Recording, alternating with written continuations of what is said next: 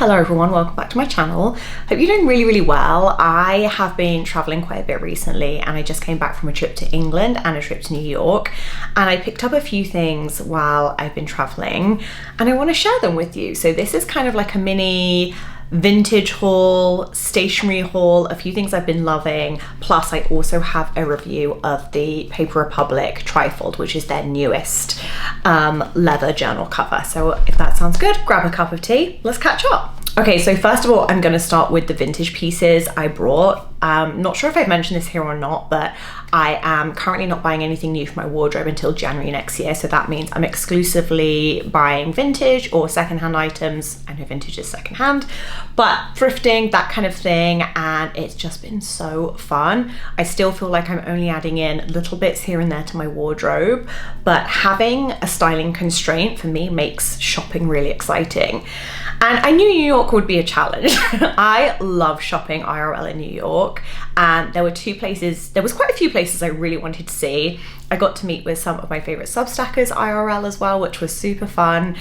But I want to show you two pieces in particular that I'm really excited to add into my wardrobe. The first one, oh, so good, is this beautiful suede jacket. Now I've got the price tag here because I'm worried people won't believe me when I tell them how much this was. It was from the Vintage Twin, which I would say, as far as vintage is concerned in New York, is pretty reasonably priced. This jacket was $45. Can we believe that? I feel like my friend brought a coat as well from the Vintage Twin. I think it was like $65, and we were both really worried they just like missed a one off of the label, or like missed an extra digit off the label. We were going to go up to like the checkout and it was going to be way more than it was. But this color, I think when it comes to full color palettes, that is where I get the most excited. And I love a good burgundy. I love like that Merlot deep berry, but I also love a mustard, especially mustard with a red lip look. So I'll insert a photo of me wearing this. I was wearing it earlier today, and I love that the buttons have like the suede colored buttons as well. I think that's such a beautiful design. It is fully lined as well, and it's just, I know butter yellow was like really having a moment in summer, and this t-shirt is kind of butter yellow, but mustard to me is one of my favorite neutrals, especially where feeling like you're kind of dipping your toe in color. I think mustard is a really good place to kind of experiment.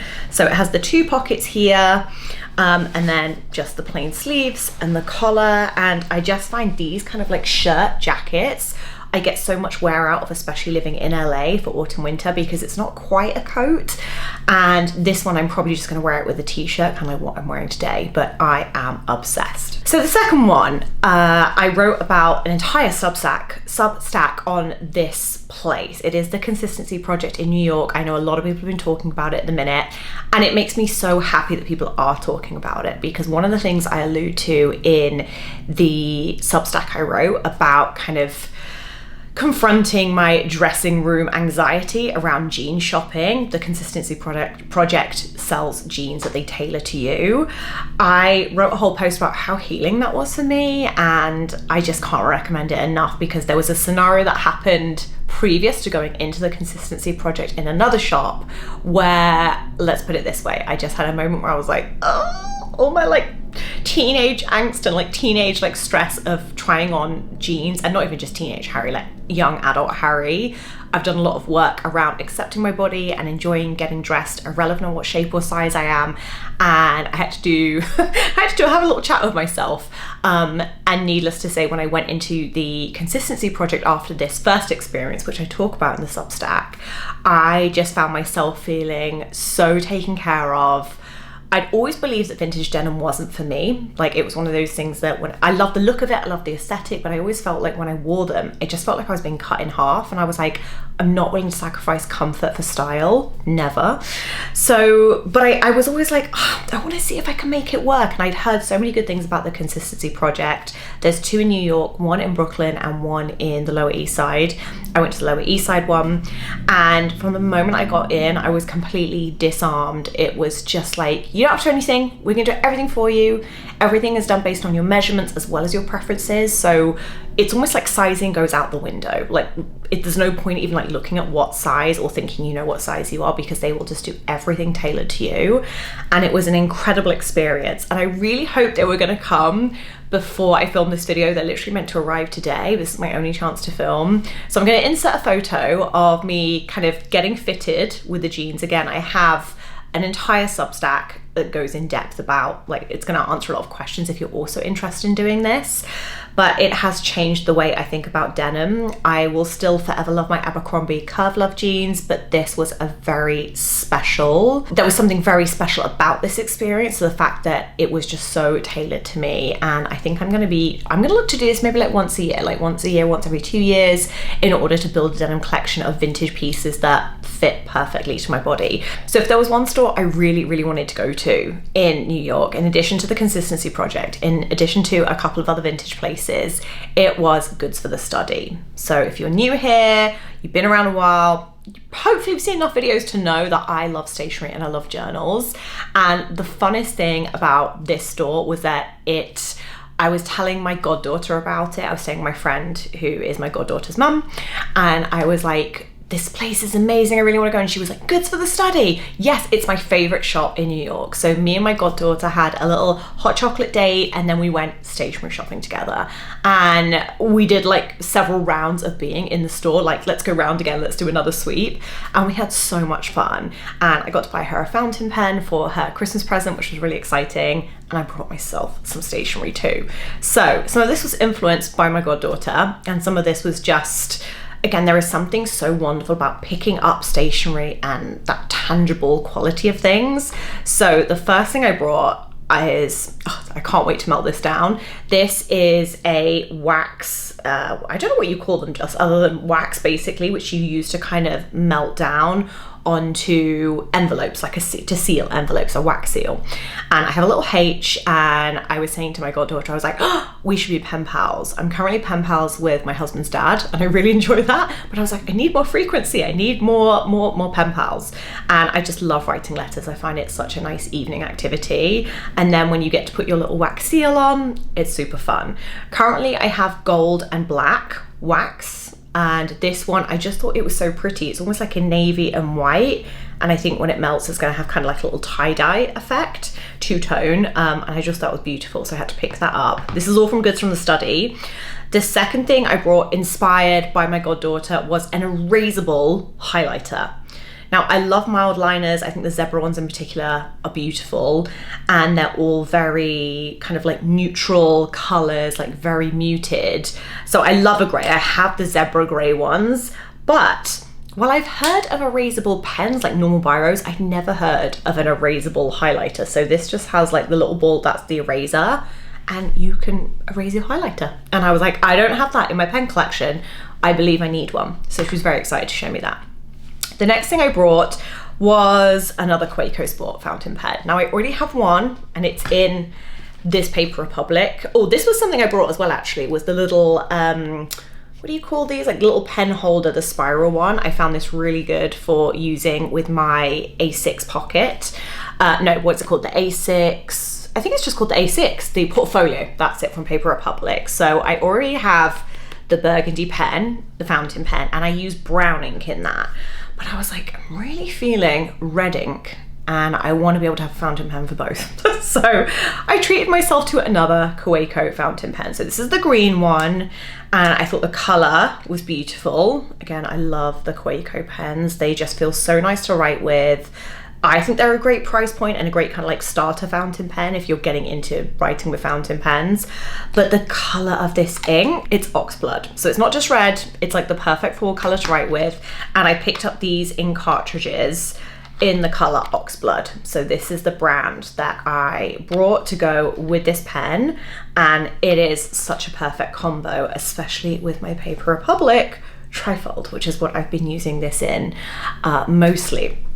So that brings me to the Paper Republic Trifold. Now, I think I'm at a point now where I'm a diehard Paper Republic fan. I have made quite a few of my own journals, and I really enjoy making them, but the quality, the substantialness of the leather, it just can't be beaten in my opinion. So I'm saving up currently to do one of the Atelier Paper Republic custom orders, because I would really like to do a trifold version of the A6 portfolio, because this comes with me everywhere. It also has my little July Rose charm on it. So this one says, come what may. I don't know if it's going to be too bright with the light, but this one comes with me absolutely everywhere. For me, it's the leather thickness and quality with Paper Republic, especially now that I have the portfolio in the A5, I believe it is, and the A5, the A6 portfolio. I can vouch for like how beautifully they're wearing. So here she is. I decided to go for the all black. I felt like I love the colors I have and how they're patinaing, but I was like, oh, I love the idea of an all black one for work. Now, what I've done with this, and the reason I was so excited to do the trifold is, and again, I have another, treated myself to another little July Rose charm. So this one says, if I'm not myself, I am nobody, which is a Virginia Woolf quote that I really, really love.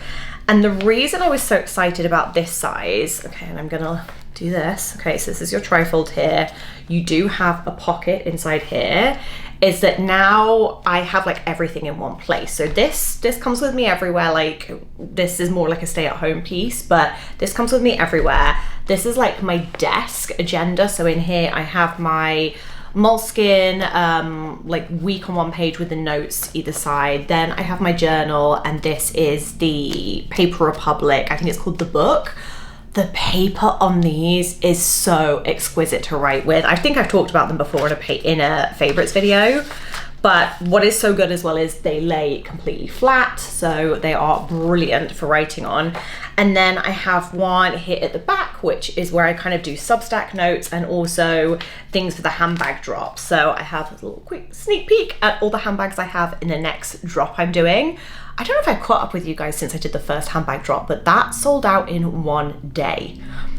Crazy. So it's going to be on harriethatfield.com again. I haven't like determined the official date it's going to launch yet, but all the details will be on my Substack, so make sure you're following me there if you want to know more about that. But this is where I will kind of plan out like outfits, like what I'm going to shoot each bag in. I'll kind of do my lookbooks, do kind of like mood shots and like mood boards in here.